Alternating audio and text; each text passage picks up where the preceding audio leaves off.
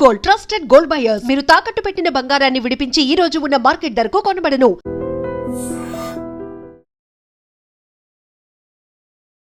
Sir, ఇంతకుముందు వీడియోలో scalping trading గురించి కూడా చాలా చక్కగా వివరించారు. మరి ఇప్పుడైతే స్వింగ్ ట్రేడింగ్ గురించి కూడా ఇప్పుడు ఎక్స్ప్లెయిన్ చేస్తే చాలా బాగుంటుంది. అది ఎక్కువగా ఎవరు యూజ్ చేస్తూ ఉంటారు? థ్యాంక్ యూ చాణక్య, మంచి ప్రశ్న అడిగావు. సో మరొక్కసారి నీకు మీ ఐ డ్రీమ్కి ధన్యవాదాలు చెప్పుకుంటూ మనం స్వింగ్ ట్రేడ్ గురించి మాట్లాడుకుందాం. Okay sir. చాణక్య, ఇంట్రాడే చేసేవాళ్ళంతా, ఈ స్కాల్పింగ్ చేసేవాళ్ళంతా కూడా సో 3:30 లోపల పొజిషన్ క్లోజ్ చేసుకొని లాభం నష్టం తీసుకొని బయటికి పోయే బ్యాచ్. ఇక తెల్లారి పొజిషన్స్ ఉండవాలి. They close their positions. లాభం నష్టం ముగించుకొని క్లోజ్ చేసేసుకొని వెళ్ళిపోతుంటారు. స్వింగ్ ట్రేడింగ్ అట్ట కాదు. ఇక్కడ కొంత short term investors, mid term investors participate చేస్తుంటారు. షార్ట్ టర్మ్ ఇన్వెస్టర్స్ అంటే 6 months to 1 year between short term investors అంటాం, పొజిషన్స్ హోల్డ్ చేసేవాళ్ళు. మిడ్ టర్మ్ అంటే 1 year అబోవ్ 3 years లోపల పొజిషన్ హోల్డ్ చేసేవాళ్ళని మనం మిడ్ టర్మ్ ఇన్వెస్టర్స్ అంటాం, మీడియం టర్మ్ ఇన్వెస్టర్స్ అంటాం. So ఈ స్వింగ్ ట్రేడింగ్లో short term investors, medium term investors participate చేస్తారు. అందువల్ల ఇక్కడ కాస్త డెలివరీలు తీసుకుంటారు, కొంత పొజిషన్స్ డెలివరీ తీసుకునే వాళ్ళు వస్తారు ఇక్కడికి. అంత టైం తీసుకుంటే డెలివరీలు తీసుకొని రావాలి. కాస్త హ్యూజ్ అమౌంట్స్ ఇన్వెస్ట్ చేసేవాళ్ళు వస్తారు. ఇలాంటి ట్రేడింగ్కి స్వింగ్ ట్రేడింగ్ చేసేవాళ్ళు కాస్త హ్యూజ్ అమౌంట్స్ తోటి వస్తారు, డెలివరీ బిజినెస్ బేస్ చేసుకొని వస్తారు, డెలివరీలు తీసుకుంటారు. అందువల్ల వీళ్ళు కొంచెం లోతైన విశ్లేషణ చేయాల్సి ఉంటుంది స్టాక్ మార్కెట్ మీద. అంటే ట్రెండ్ ఆఫ్ ది మార్కెట్, ఇందా చెప్పినట్టు overall trend of the market. Nifty overall trend of the మార్కెట్ని రిప్రజెంట్ చేస్తుంది మళ్ళీ చెప్తుంది Nifty. So market trend positive ఉందా, నెగిటివ్ ఉందా, తర్వాత అసలు ఆ సెక్టార్, మనం ఏ సెక్టార్ ఎక్కబోతున్నాం, స్టాకు సెక్టార్ ఎలా ఉంది, స్కోప్ ఆఫ్ ది సెక్టార్ ఎలా ఉంది, is it growing sector or upcoming sector, లేదా అవుట్డేట్ సెక్టారా, ఇలాంటివన్నీ గమనించుకోవాలి. ముందే చెప్తున్నాను.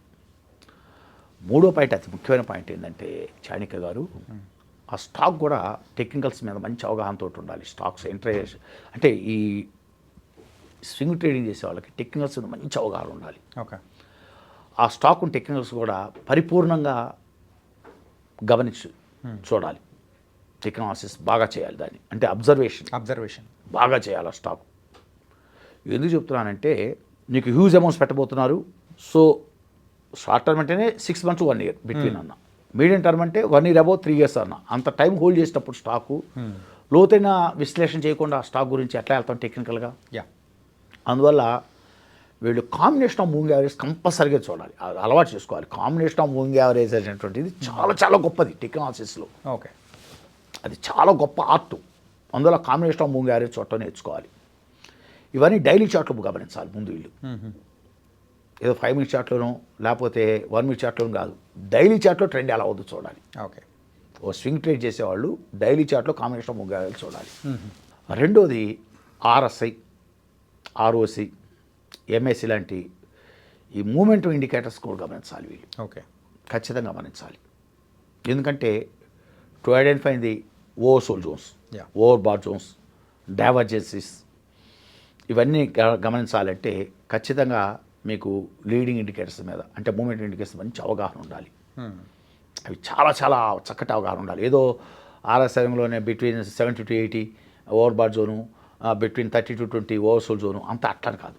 దాన్ని లోతైన విశ్లేషణ చేసే జ్ఞానం ఉండాలి వాళ్ళకి, ఈ ఇండికేటర్స్. తర్వాత బుల్లింగర్ బ్యాండ్స్ తోటి, ఎందుకంటే బ్యాండ్స్ బ్రేక్అవుట్స్ అవుతున్నాయా అదొకటి చూడాలి. తర్వాత క్యాండిల్స్, గ్యాప్ థియరీ మీద మంచి అవగాహన ఉండాలి.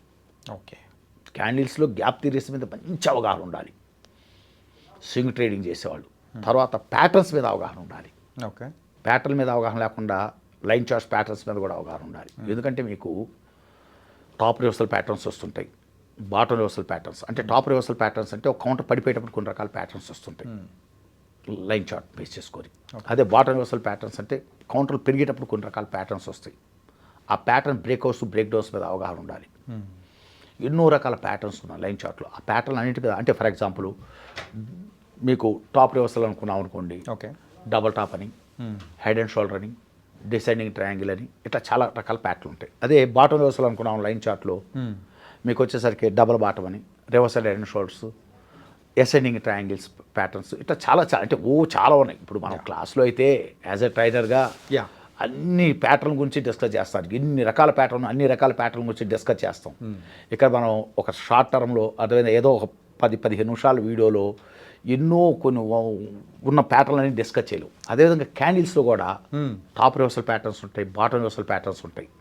అంటే for example top reversal patterns అంటే పైనుంచి పడేటప్పుడు షూటింగ్ స్టార్స్ అని, హ్యాంగింగ్ మ్యాన్ అని, లేకపోతే బేరిష్ ఎన్గల్ఫింగ్, బేరిష్ ఆరామ్ ఇలాంటి ప్యాటర్న్స్ వస్తుంటాయి. అదే బాటమ్ రివర్స్ అయ్యేటప్పుడు మీకు హ్యామర్లని, dragon fly dojis, bullish dragon fly dojis, bullish haramis, తర్వాత మార్నింగ్ స్టార్స్, తర్వాత ఎన్గల్ఫింగ్స్ ఇలాంటి హరామీస్, బుల్లిష్ హరామీస్ ఇలా చాలా ప్యాటర్న్స్ వచ్చేస్తుంటాయి.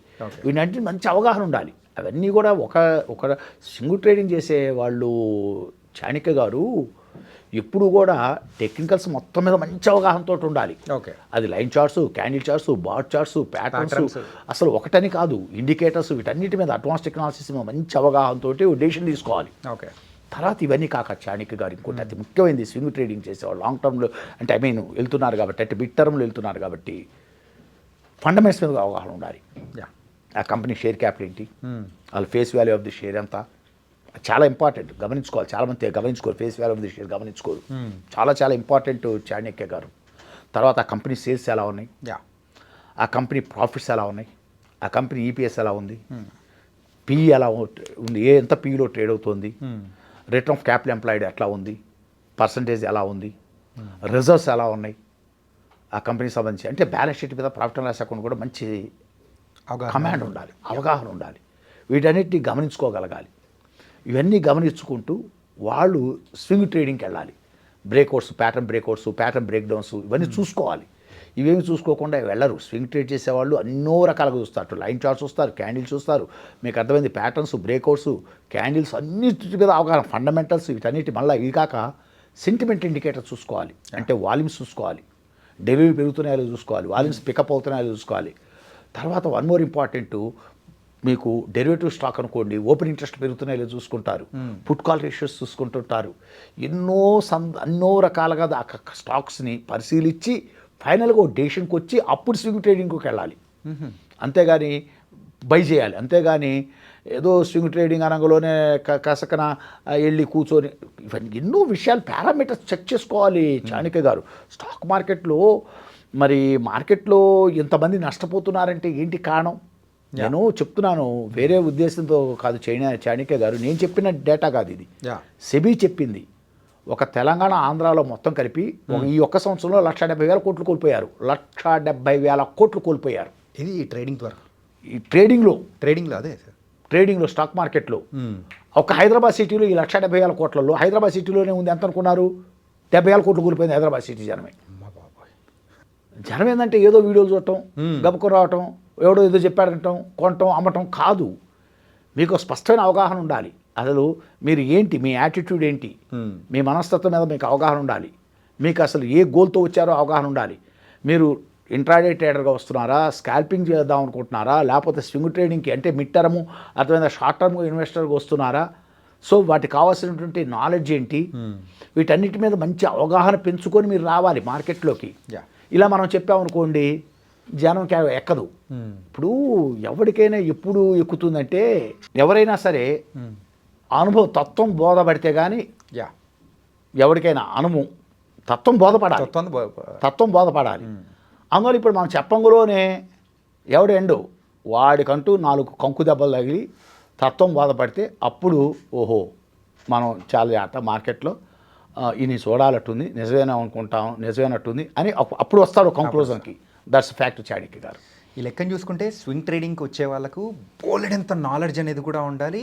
ఏంటంటే లైన్ చార్ట్స్, ప్యాటర్న్స్, క్యాండిల్స్ ఇవన్నీ చూసుకుంటూ వాళ్ళు షార్ట్ టర్మ్కి వెళ్తున్నారా లేకపోతే మిడ్ టర్మ్కి వెళ్తున్నారా అని చూసుకొని దానికి తగ్గట్టు ఫుల్ టెక్నికల్ ఎక్స్పర్ట్ అయితేనే స్వింగ్లోకి రావాలి. అమ్మో, ఎందుకంటే హ్యూజ్ అమౌంట్స్ హ్యూజ్ అమౌంట్స్. ఇప్పుడు షార్ట్ టర్మ్ అంటే minimum 6 months to 1 year hold చేయబోతున్నారు.